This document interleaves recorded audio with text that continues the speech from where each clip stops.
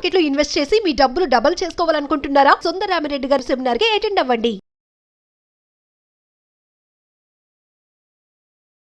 నమస్తే, welcome back to Suman TV. Present మనతో పాటు ఉన్నారు స్టాక్ మార్కెట్ అనలిస్ట్ సుందరరామిరెడ్డి గారు. నమస్తే సార్. నమస్తే. Sir, alternative investment funds versus hedge funds గురించి మాట్లాడుకుంటే వీటి మధ్యలో డిఫరెన్షియేషన్ ఏమేమి ఉంది, బెనిఫిట్స్ ఎలా ఉంటాయి, రిస్క్ ఫ్యాక్టర్స్ ఎలా ఉంటాయండి? బేసికల్గా మనం మ్యూచువల్ ఫండ్స్ అన్నాం అనుకోండి, రిటైలర్స్ కోసం ఇన్వెస్టేషన్ మనీ అనమాట. అంటే రిటైలర్స్ మనీ అంతా పూల్ చేసేసి ఒక ఇన్వెస్ట్మెంట్ వెహికల్స్లో ఇన్వెస్ట్ చేస్తుంటారు. అంటే తక్కువ అంటే 100 రూపాయల నుంచి పెట్టుకోవచ్చు, ఎక్కువ అంటే ఎంతని పెట్టుకోవచ్చు. కాబట్టి mutual funds simple product meant for retailers అనమాట. ఎంత అమౌంట్ అని బీయింగ్ చేసుకోవచ్చు 100-200 కూడా. అలా కాకుండా ప్రైవేట్ ఇన్వెస్టర్ కోసం అనుకోండి, పిఎంఎస్ సర్వీస్ అని ఉంటుంది, పోర్ట్ఫోలియో మేనేజ్మెంట్ సర్వీసెస్. మినిమం 50 లక్షలు ఉన్న వాళ్ళు ఎలిజిబుల్ దాంట్లో. ఓకే, అదేంటంటే వాళ్ళు పబ్లిక్ దగ్గర నుంచి ఎవరైతే 50 లక్షలు పెట్టారో వాళ్ళ అకౌంట్స్ తీసుకొని వాళ్ళ అకౌంట్స్ని ఇండివిజువల్గా మేనేజ్ చేస్తూ ఉంటారు అనమాట వాళ్ళు. దాన్ని పోర్ట్ఫోలియో మేనేజ్మెంట్ సర్వీస్ అంటారు.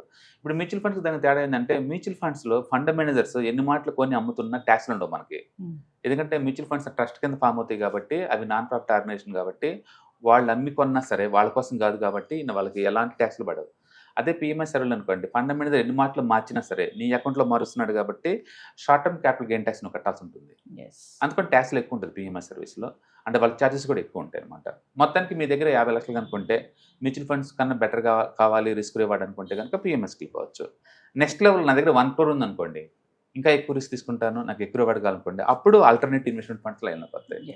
అంటే ఆల్టర్నేట్ ఇన్వెస్ట్మెంట్స్ కూడా లైక్ మ్యూచువల్ ఫండ్స్ లాంటివే, కానీ అమౌంట్ ఎంత పెట్టే వాళ్ళకంటే 1 crore అండ్ అబోవ్ పెట్టే వాళ్ళకి అనమాట. ఇది కంప్లీట్లీ ప్రైవేట్ ఇన్వెస్టర్స్ అనమాట. ఇది ప్రైవేట్ ఈక్విటీ అనమాట. అన్నిటినీ సెబీ కంట్రోల్ చేస్తుంటుంది. ఓకే, ఇప్పుడు హెడ్జ్ ఫండ్స్ అంటే కూడా సేమ్ ఏఎఫ్ లాంటి అనమాట. ఇండియాలో ఏఎఫ్ థర్డ్ కేటగిరీ అంటారు. కేటగిరీ థర్డ్ని హెడ్జ్ ఫండ్స్ అంటారు యాక్చువల్గా. బట్ అబ్రాడ్లో అయితే మాత్రం వీటిని సింపుల్గా హెడ్జ్ ఫండ్స్ సపరేట్గా అంటారు.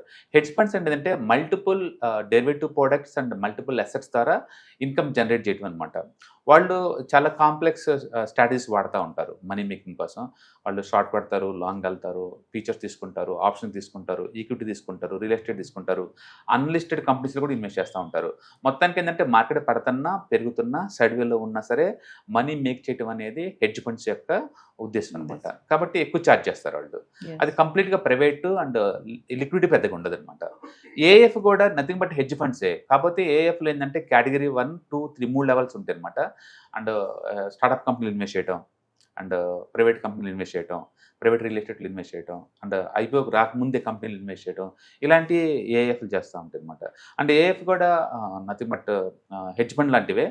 అండ్ కాకపోతే ఇండియాలో హెడ్జ్ ఫండ్స్ అంటే క్లియర్ డెఫినేషన్ ఉంది, అండ్ ఏఎఫ్ అంటే క్లియర్ డెఫినేషన్ ఉంది అనమాట. ఇది అండ్ రెండుది వీళ్ళు ఎక్కువసార్లు ప్రైవేట్ ఈక్విటీలో పెడుతుంటారు.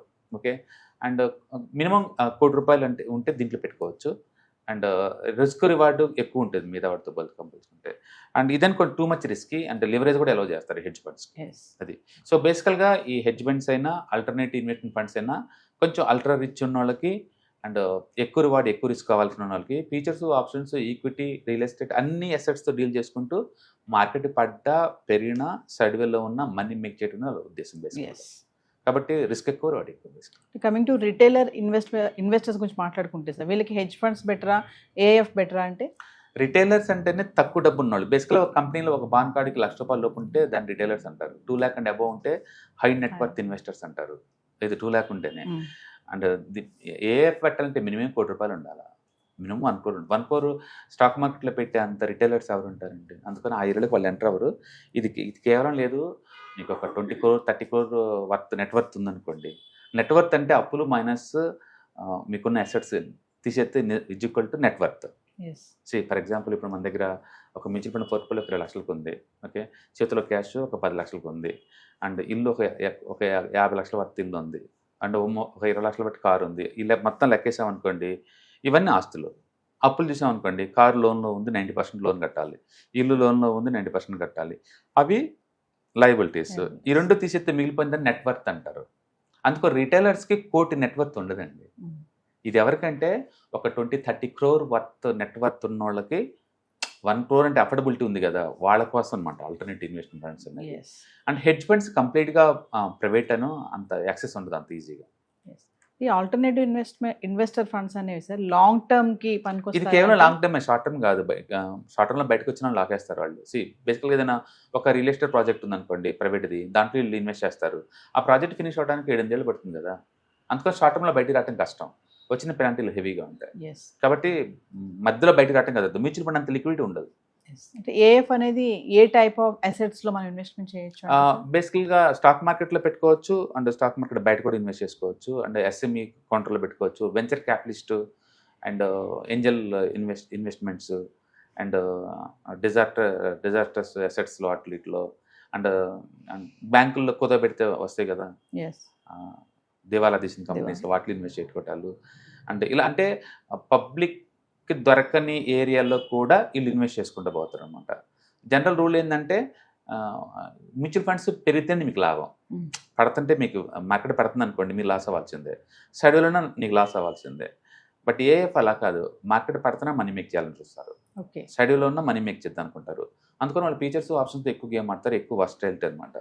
మొత్తానికైతే కాంప్లెక్స్ స్ట్రాటజీస్లో వాడి ఎక్కువ మనీ మేక్ చేయడం బేసికల్ ఉద్దేశం అనమాట. సార్ ఆల్టర్నేటివ్ ఇన్వెస్ట్మెంట్ ఫండ్స్ అంటే స్టాండ్ బై అనుకోవచ్చా? నో స్టాండ్ అని కాదు, ఆల్టర్నేటివ్ అంటే నథింగ్ బట్ ప్రైవేట్ ఈక్విటీ అని అర్థం. ఎస్ అంటే స్టాక్ మార్కెట్ లిస్ట్ కానాట్లో కూడా ఇన్వెస్ట్ చేసేసి మనీ మేక్ చేయడం అనమాట. యా సపోజ్ కంపెనీస్ ఐపీఓకి వచ్చిన తర్వాతే మీరు కొనాలి కదా, ఐపీఓ రాకముందు కొంటే రిస్క్ రివార్డ్ రెండు ఎక్కువ ఉంటాయి కదా, సో వాళ్ళు అందులో ఇన్వెస్ట్ చేస్తారు. ఎస్ అండ్ ప్రైవేట్ కంపెనీలు ఇన్వెస్ట్ చేస్తారు, అండ్ దివాలా తీసిన కంపెనీలు ఇన్వెస్ట్ చేస్తారు, అండ్ ఫీచర్స్ ఆప్షన్స్లో ట్రేడ్ చేస్తుంటారు, అండ్ రకరకాల మెథడ్స్ వాడి మనీ మేక్ చేస్తూ ఉంటారు.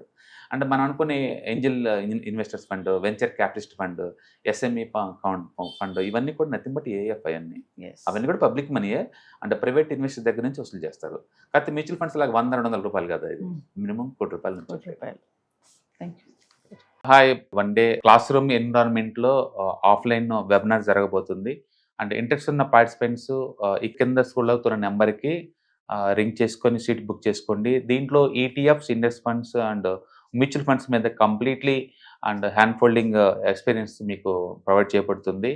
దీని ద్వారా ఏంటంటే మనం అసెట్స్ని స్టాక్ మార్కెట్లో ఎలా మేనేజ్ చేసుకోవాలి, ఎలా గ్రో చేసుకోవాలి, ఎలా ప్రొడక్ట్ చేసుకోవాలో అంటే ప్రాక్టికల్గా నేర్చుకుంటారు. కాబట్టి ఇంట్రెస్ట్ ఉన్న పార్టిసిపెంట్స్ కింద స్క్రోల్ అవుతున్న నెంబర్కి పింగ్ చేసి సీటు రిజర్వ్ చేసుకోండి. Thank you.